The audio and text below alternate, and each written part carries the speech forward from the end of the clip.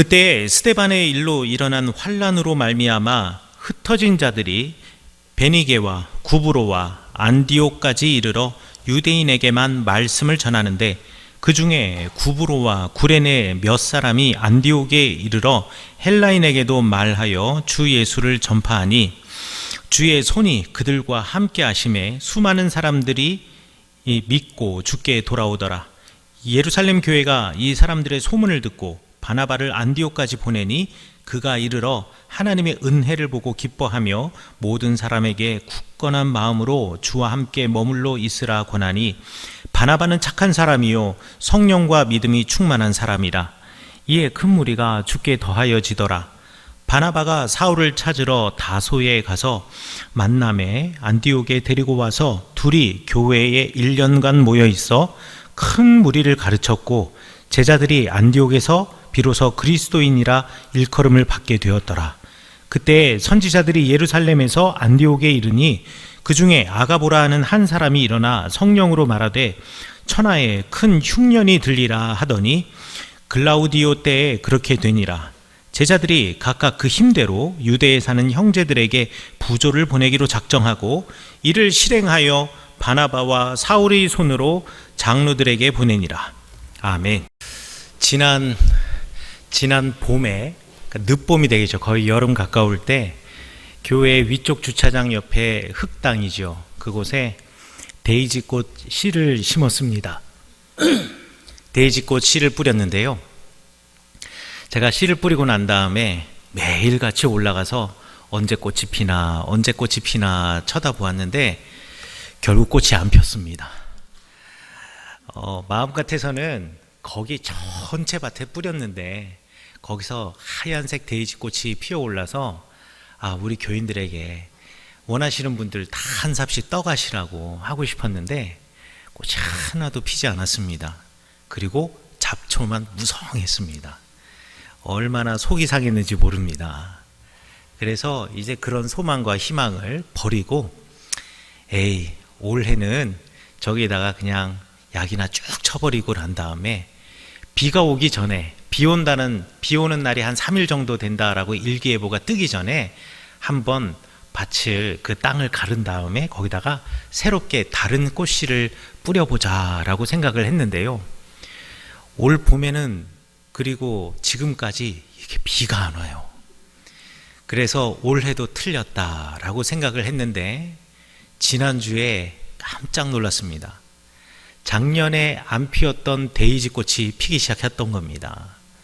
꽉 차게 피지는 않고 정말 듬성듬성 피어 오르긴 했지만 하얀 데이지꽃이 쫙 피어 올라서, 물론 잡초도 있지만 잡초도 별로 없고 그 잡초를 뚫고 키 높이가 한 30-40cm 높이로 자라올라서 하얀 꽃이 쫙 피었는데, 그 꽃을 보니까 얼마나 행복한지, 우리의 희망과 우리의 소망이 끊어졌을 때 하나님께서 선물처럼 주시는 이 희망과 소망이 더 기쁘게 하는구나 라는 것을 알게 되었습니다.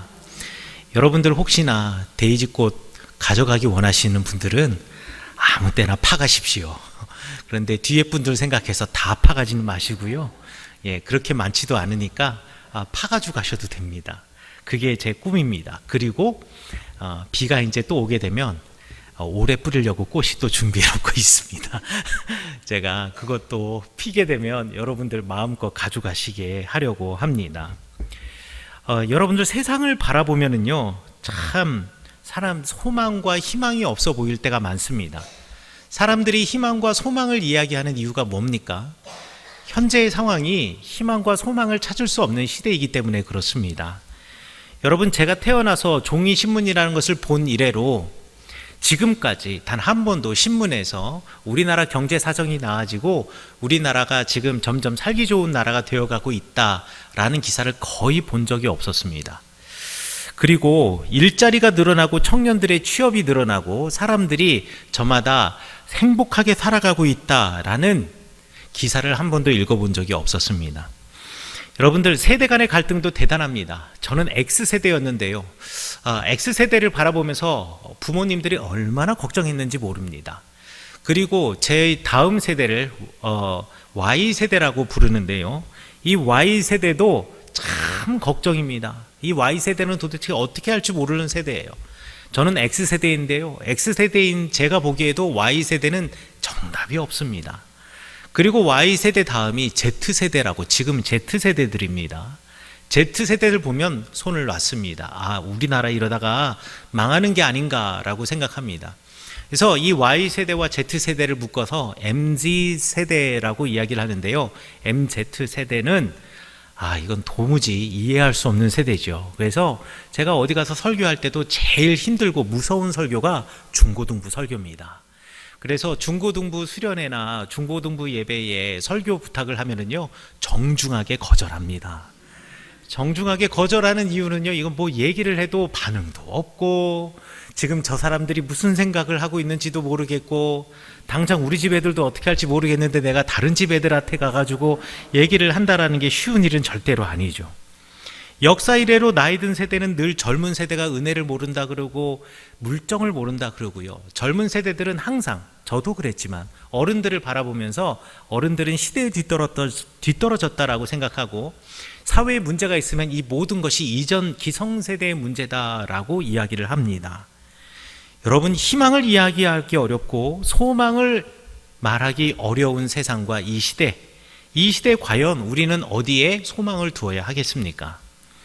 저는 감히 말하기를 이 시대의 마지막 희망과 소망은 교회에 있다라고 믿습니다. 그리고 그 교회의 머리이신 예수 그리스도에게 있다라고 믿습니다. 그리고 우리의 하나님께 있다라고 믿습니다. 그렇기 때문에 우리 교회는 이 땅에 소망이 되어야 합니다. 교회는 낙심한 자들을 일으키고 절망에 빠진 자들을 위로하고, 그리고 교회가 소망을 잃은 자에게 새 소망을 주어야 합니다. 왜냐하면 하나님께서는 우리를 매우 특별하고 가치 있는 존재라는 것을 깨닫게 해주셨기 때문에, 우리도 주님을 모르는 이들에게 한 사람 한 사람을 찾아가 당신이 얼마나 소중한 존재인데요, 얼마나 가치 있는 존재인데요, 얼마나 특별한 존재인데요 라고 전해야 하는 것이 우리 교회의 의무이기 때문에 그렇습니다. 오늘 본문 성경에서는 그렇게 소망이 되었던 안디옥 교회가 어떻게 시작이 되었고, 그 안디옥 교회가 어떻게 이 세상에 소망이 되었는지에 대해서 말씀해 주고 있습니다. 스데반 순교 이후에 그리스도를 따르는, 예수님을 따르는 사람들에 대한 박해가 점점 심해져 갔습니다. 그래서 예루살렘에는 예수님을 따르는 제자들, 그리고 그의 사도들을 제외하고 대부분의 많은 사람들은 신앙의 자유를 찾아서 예수 그리스도의 복음을 쫓아 세계 곳곳으로 흩어졌습니다. 그 중에 우리 성경에 보니까 안디옥까지 이 기독교인들이 가게 되었다, 그리스도인 이 예수를 따르는 사람들이 가게 되었다라고 이야기를 하는데요. 안디옥이라고 하는 곳은 오늘날 현재 지명으로 따지면 시리아 땅에 있는 도시입니다. 그러니까 이스라엘을 떠나 시리아 땅까지 가서 신앙의 자유를 찾아 그곳에서 예배를 드렸다라는 것이죠. 안디옥이라고 하는 곳은 또 독특한 곳이기도 합니다. 안디옥은 로마에서 가장 큰 7개의 도시 중에 하나였고요. 그 도시의 7분의 1 정도 되는 인구가 유대인이었던 곳이었습니다. 그러니까 많은 유대인들이 있었고, 예루살렘에서 그리스도의 복음을 따르던 사람들도 기본적으로 바탕이 유대인이기 때문에 같은 문화와 풍습, 언어를 사용하는 사람들이 모여 살고 있는 그곳에 가서 살게 되면 그래도 덜 불편하지 않을까 하는 마음으로 안디옥 교회에 가가지고 이제 신앙생활을 하게 된 것이죠. 자, 그런데 이 이방 지역에 거주하는 유대인들에게 복음을 전하려고 했지만 민족적인 어떤 연결 관계가 없는 사람들에게 또 예수 그리스도의 복음을 전하는 것, 전혀 다른 하나님의 말씀, 전혀 다른 말씀의 해석을 전하는데 사람들이 엄두를 내기 어려웠습니다. 하지만 이 초대교회에 큰 변화가 있었던 사건이, 변화를 일으킨 사건이 있었습니다. 그게 뭐냐면 우리 지난 시간에 제가 설교에 말씀을 드렸던 백부장 고넬료가 세례를 받고 성령을 받은 사건이었습니다. 백부장 고넬료가 세례를 받고 그리고 그가 사도들과 그리고 제자들과 동일한 성령을 받았다라는 그 사실이 이방인에게도 희망이 있고 이방인에게 우리 예수 그리스도의 복음을 전해야 하는구나 라는 것을 다시금 깨닫고 알게 되는 계기가 되었습니다. 이렇게 해서 안디옥 교회의 사람들은요, 그 누구보다도 더 열심히 이방인들과 또 유대인들에게는 이방인으로 취급당하는 그리스 문명에서 태어나 그리스 문명의 세례를 받고 그 사람들 사이에서 살아갔던 헬라파 유대인들에게 열심히 복음을 전하기 시작했습니다. 그래서 21절에서는 성경에서 이렇게 말하고 있습니다. 주님의 손이 그들과 함께 하심에 수많은 사람들이 믿고 주께 돌아오더라. 여기서 주님의 손이라는 말은 구약 성경에서는 늘 하나님의 능력을 뜻하는 말이고, 또 히브리어로 쓰여진 구약 성경이 그리스어로 번역이 되어지면서 주님의 손이라고 하는 단어는 항상 관용적으로 하나님의 그리스도의 임재와 그리스도의 능력이라는 의미로 사용이 되었습니다. 그러니 주님의 손이 그들과 함께 했다라는 말은요, 우리 주님께서 그들과 함께 하게 되었다, 그들과 함께 동행하였다라고 우리가 이해하시면 되겠습니다. 이렇게 안디옥에 복음이 전파되어서 이방인과 또 이방인 취급을 당하던 헬라 문화, 그리스 문화의 바탕을 둔 이 유대인들이 복음을 알고 예수님을 믿고 주님께 돌아왔다, 예수 그리스도를 알게 되었다라는 소식을 듣고 예루살렘에 있었던 사도들과 제자들은 너무나 기뻤거든요. 그래서 이 기뻤던 이 사람들이 이 사실을 직접 눈으로 확인하기 위해서 바나바라고 하는 제자 중에 하나를 지금 안디옥으로 보냈습니다. 그 은혜의 현장을 보고 확인해 보라는 것이죠. 그래서 안디옥 교회에 와서 바나바가 그 은혜의 현장을 바라보게 되었는데요, 바나바가 그들과 함께 머물면서 정말 수많은 이방인들이 세례를 받고 성령을 받았다라는 것을 알게 되었습니다. 그리고 그들의 삶을 보면서 이 바나바가 제일 먼저 한 일이 무엇이었던가? 사울을 찾아가는 거였습니다. 우리 사울은 당시 다소라는 곳에서 살고 있었는데요, 다소라고 하는 지역은 또 안디옥이라고 하는 지역에서 또 한참을 거서, 다소라는 지역은 오늘날로 따지면 터키 지역이 되겠습니다. 이 터키 지역을 터키로 가서 지금 사울을 데리고 안디옥 교회로 데려오게 된 거예요. 그러면 왜 하필 바나바가 이 안디옥 교회의 교인들의 변화된 모습을 보고 사울을 다시 불러서 이 안디옥 교회로 불러들였을까요? 그 이유는 말이죠, 사울이 다메섹으로 가는 중에 예수 그리스도를 만나게 되죠. 그래서 예수 그리스도의 복음을 아는 사람을 핍박하러 그곳을 향하여서 가는데 예수님을 만나고 바울이 완전히 뒤바뀌어졌습니다. 뒤바뀌어진 이 사울이 이제 그리스도의 복음을 전하려고 하는데 사람들이 바울의 진심과 바뀌어짐을 아무도 믿어주질 않는 거예요. 그래서 이 사울은 하나님의 복음을 전하려고 하였으나, 그리고 예수 그리스도가 나의 주님이심을 고백하려고 하였으나 그 진실성을 의심했던 사람들은 바울을 공동체 안으로 맞아주지 못하고 오히려 배척하여서, 성경 말씀 사도행전에 보면 헬라인들이 이 사울을 쫓아냈다라고 말합니다. 헬라 문화, 그러니까 그리스 문화, 로마 문화의 바탕을 두고 살아갔던 유대인들도 바울을 쫓아내고, 그리고 그리스도 예수를 전혀 알지 못하던 사람들도 이상한 말을 하는 이 바울을 쫓아냈다라고 이야기를 하는 겁니다. 그런데 그 사람들이, 그 공동체가 그리스도의 복음을 알게 되고 성령을 받아서 이제 사람들이 완전히 뒤바뀌어진 겁니다. 완전히 뒤바뀌어지는 순간 이 사람들은 삶의 태도가 달라지게 된 거예요.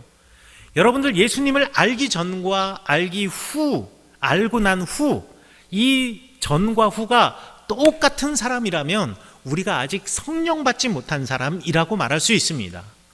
여러분, 육적인 세례, 물로 받는 세례가 우리가 변화된 모습, 그것 자체를 증명해 주는 것은 아닙니다. 세례는 우리가 변화되겠습니다라는 외적인 우리의 다짐인 것이고, 정말 우리가 성령을 받았다면 우리의 삶은 바뀌어져야만 합니다. 주님을 알기 전에는 이렇게 살았던 내가 이제 주님을 알아갔기 때문에 전혀 다른 삶을 살아가야 한다라는 것이죠. 그 중에서 안디옥 교회 교인들이 보여준 사건은 무엇이냐? 안디옥 교회 사람들은요, 그들이 성령을 받고 다른 사람들을 배척하고 다른 사람들을 내 안에 품어주기보다는 나와 너를 나누던 사람에서 이제 사람들을 포용하고 받아주는 사람으로 바뀌었다라는 것을 여러분들이 꼭 기억하셔야 되겠습니다. 왜 이 사람들은 그렇게 바뀌어질 수밖에 없었냐? 우리 주님을 알았기 때문에. 우리 주님, 우리 하나님께서는 죄인인 나를 죄인이라고 해서 내치지 않으시고, 죄인인 나를 부정하다라고 가까이 오지 못하게 막지 않으시고, 죄인인 나마저도 거두어 들이시고 나를 사랑하신 분, 나에게 위로를 주시고 나에게 참 은혜의 말씀과 복음을 주시며 새 생명을 주신 분이라는 것을 그들이 경험하였고, 내가 그럴진데 내가 다른 사람에게 당연히 예수 그리스도의 마음을 따라서 나도 똑같이 그들을 품고 그들을 사랑해야 하지 않겠느냐, 그들의 눈이 바뀌어지고 그들의 생각이 바뀌어진 것입니다. 그들의 눈이 바뀌어지고 그들의 생각이 바뀌어지자 바나바는 생각한 거지요. 그렇구나, 이들이 쫓아냈던 이제 바울도, 이 사울도 다시금 이 공동체에서 주님의 선하시고 거룩한 일을 할 수 있겠구나. 이 기쁜 마음에 제일 먼저 바나바는 사울을 찾아가게 된 겁니다. 그리고 사울을 안디옥 교회로 데려와서 그곳에서 1년 동안 사울과 그리고 이 바나바가 함께 동역하며 안디옥 교회 교인들을 가르치게 되었습니다. 여러분, 안디옥 교회는 그래서 우리 기독교인들에게는 어머니와 같은 교회, 어머니의 자궁과 같은 교회입니다. 바울 선생님께서 사울이 이제 나중에 11장 이후부터는 바울이라고 이름 불려지게 되는데요, 선교 여행을 하기 시작하면서부터 이 바울은 말이죠, 1차, 2차, 3차 선교 여행을 떠나게 되는데, 이 1차, 2차, 3차 선교 여행의 모든 선교 여행의 출발지가 안디옥 교회였습니다.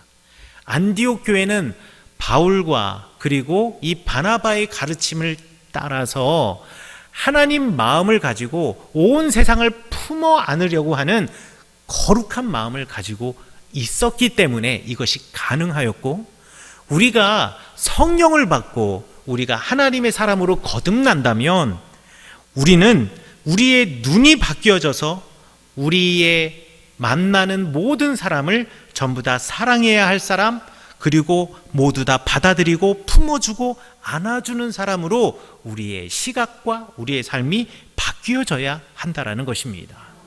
이것이 바로 성령 받은 사람의 달라진 모습입니다. 여러분들은 사람을 볼 때 이 사람은 저런 사람이야, 이 사람은 저런 사람이야 라는 선입견을 가질 수가 있습니다. 그건 사람이기 때문에 누구나 그럴 수 있어요. 그러나 성령을 받은 사람이라면 이 사람은 이런 사람이야 라고 낙인을 찍고 그를 나로부터 분리하는 것이 아니라, 나같이 부족한 사람도 우리 주님께서 자녀로 받아주셨는데 그도 우리 하나님께서 동일한 은혜와 복을 받을 자격이 있는 사람, 그만한 가치가 있는 사람이라고 생각해서 그를 평가절하하는 것이 아니라 그를 품어 안아주는 사람으로 바뀌어야 하겠습니다. 그것이 안디옥 교회 교인들이 보여준 성령 받은 사람의 삶의 변화였습니다. 그리고 두 번째로 이 사람들이 어떤 변화를 겪게 되었냐면요, 구제하는 사람이 되었다라는 것입니다. 구제라는 것은 단지 경제적인 능력을 가진 사람이 누구를 돕는 것을 이야기하는 것은 아닙니다. 여러분, 구제라는 것은 분명히 누군가를 돕는 겁니다. 물질적으로 돕는 거예요. 자, 그러나 사람의 이것은 본성을 뛰어넘는 겁니다. 사람의 본성이 무엇입니까? 더 가지려고 하고 더 많은 것을 얻으려고 하고 더 많은 것을 움켜잡으려고 하는 것이 사람의 본성입니다. 물론 우리가 불확실한 미래 때문에 우리가 이 현재를 준비하기 위해서 나의 것을 쌓아놓고 저축을 해놓는 것은 매우 중요한 겁니다. 이런 사람들은 성실한 사람이라고 부를 수가 있습니다. 그러나 세상을 살아가며 나만을 바라보고 나의 잘됨만을 추구하며 다른 사람을 바라보지 못할 때, 그래서 그들의 도움이 필요할 때 그들에게 도움을 주지 못한다면 이것은 내가 나를 위하여서 부족한 것을 채워놓는 저축의 개념을 뛰어넘어 이기적인 욕심, 그리고 내 것을 내놓지 않으려고 하는 욕망이라고 부를 수가 있겠습니다. 그런데 사람들이 구제하기 시작했다라는 말은 무엇이냐면요, 내 마음속에 꿈틀거리고 있는, 태어날 때부터 내 마음속에 있는 인간의 원초적인 욕망, 내가 소유하고 움켜잡으려고 하는 이것을 내 손을 풀어놓고 내놓았다라는 이야기입니다. 여러분, 이렇게 성령을 받아서 여러분이 경제적인 도울 마음이 있는 사람을 도울 수 있는 사람이야말로 정말 하나님의 사람이라고 부를 수가 있습니다. 여러분, 구제는요, 돈이 많은 사람이 하는 것이 아닙니다. 돈이 많다고 해서 모두 다 구제하고 나누고 베푸는 데 사용한다? 여러분, 그렇게 생각하실 수 없습니다. 오히려 아무것도 없지만 내가 누군가가 눈에 밟혀서 밥 한 그릇 대접할 수 있다면, 그에게 가서 손 한번 잡아줄 수 있다면 그것이 바로 구제입니다. 그에게 냉수 한 사발 대접할 수 있다면 그것이 바로 구제인 것이죠. 그래서 구제는 있는 사람이 하는 것이 아니라 구제할 마음이 있는 사람이 하는 것이고, 성령을 받은 사람이 할 수 있는 것이 바로 구제요, 도움인 것입니다. 이렇게 성령을 받아서 사람을 보는 눈이 달라지고, 그래서 나의 기준과 가치관을 내려놓고 주님의 마음으로 사람을 품기 시작했을 때, 그리고 다투어 이기려 하는 마음, 이것을 버리고 나누고 받아주는 마음, 품어주는 마음 가지고 있었을 때, 그리고 베푸는 마음을 가졌을 때 주변의 사람들이 그 성령 받은 사람에게 붙여준 별명과 같은 이름이 그리스도인입니다. 성경에서 그리스도인, 기독교인이라는 말이 제일 처음 등장한 때가 바로 이때고, 그 이름을 얻은 이들이 바로 안디옥 교회 교인들이고, 그 안디옥 교회가 그리스도인이라고 사람들로부터 부름을 받게 된 것, 이것은 그들이 가지고 있는 아름다운 선한 영향력 때문이었습니다.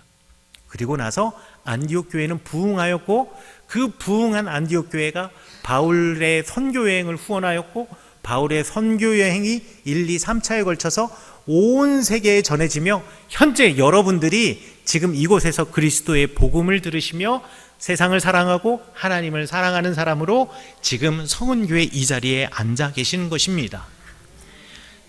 세상에 소망이 되는 교회, 제가 처음 여러분에게 물어보았습니다. 우리는 이 땅에 세상에 소망이 없는데, 이 소망 오로지 있다면 우리 성은교회, 교회가 소망이고 희망이라고 이야기를 했는데요, 이 세상이 소망이 되는 교회란 바로 이렇게 안디옥 교회처럼 선한 영향력을 미치는 교회가 비로소 세상에 소망이 되는 교회라고 말할 수 있겠습니다. 안디옥 교회처럼 어머니 같은 교회, 그래서 모두를 품어 안아줄 수 있는 교회, 그리고 모든 일을 환대하는 교회, 그가 사회적인 조건이나 경제적인 능력이나 그가 가지고 있는 교육 수준이나 연령이나 성별이나 인종이나 우리가 가지고 있는 서로 언어의 다름이나 이것을 다 뛰어넘어서 그 모든 것들을, 모든 사람들을 품어 안아줄 수 있는 교회, 또 움켜잡은 것을 내려놓고 선한 영향력을 이 땅에 미치는 교회, 내 재능을 나만을 위해서 사용하는 것이 아니라 타인을 위해서 기꺼이 내어놓고 사용할 수 있는 교회, 이 교회가 바로 우리 교회가 되어야 되지 않겠습니까? 그렇다면 과연 우리 교회가 그런 교회로 오늘 이 철원 지역에서 불려지고 있느냐, 우리가 다시금 생각해 보아야 합니다. 우리가 코로나 시대 이후로 교회가 얼마나 많은 욕을 먹었습니까?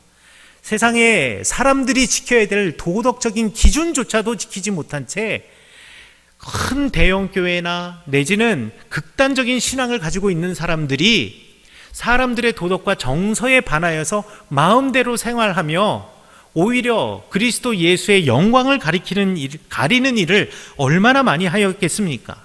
여러분, 우리 지역사회에서 우리 교회는 어떤 별명이 따라 붙습니까? 사람들이 성은교회 하면 성은교회에 대한 이미지가 무엇입니까? 여러분은 그리스도 예수를 믿는 사람으로서 여러분 주변의 이웃으로부터 어떤 사람으로 지금 불리고 있습니까? 그리고 혹시 믿지 않는 배우자를 두신 분이라면, 믿지 않는 자녀를 두신 분이라면, 믿지 않는 부모님을 두신 분이라면 여러분의 가족들로부터 여러분들은 어떤 사람으로 불리고 계십니까? 그리고 어떤 사람으로 그들에게 다가가고 있습니까? 여러분, 세상으로부터 인정받는 교회는 억지로 되는 일이 아닙니다. 나를 그리스도인으로 불러줘, 나를 교인으로 불러줘 하면서 우리가 그 부름을 받는 것이 아닙니다. 안디옥 교인들의 삶을 바라보건대 우리가 그리스도 예수의 삶, 성령 받은 삶을 살아갈 때 자연스럽게 불려지는 이름이 그리스도인이었습니다. 사랑하는 성교회 성도 여러분, 저는 여러분들이 그리스도인으로 불려지는 교인이 되시기를 간절히 축원합니다. 그리고 우리 교회가 참 교회가 되기를 축원합니다. 그래서 이 땅, 메마른 이 땅에 담비와 같은 희망이 되는 교회가 우리 성은교회가 되고 여러분들이 되시기를 간절히 축원합니다. 안디옥 교회처럼 어머니와 같은 교회가 성은교회, 어머니와 같은 마음으로 세상을 품어주고 사람을 품어주는 교인이 여러분이 되셔야 되겠고, 모든 일을 환대하며 품어주면서 움켜잡은 것을 내려놓고 선한 영향력으로 모두가 함께 세워나가는 이 사회를 만들고 이 교회를 만들어가는 여러분이 되시기를 간절히 축원합니다. 그래서 하나님의 성령 받은 사람의 삶, 그 삶을 살아가시며 우리 교회로 인하여 우리 교회만 부흥하는 것이 아니라 우리가 살고 있는 이 지역이 그리스도 예수의 능력으로, 성령의 능력으로 영적으로, 그리고 그의 삶이 부흥되고 예수님을 알게 되기를 간절히 축원합니다.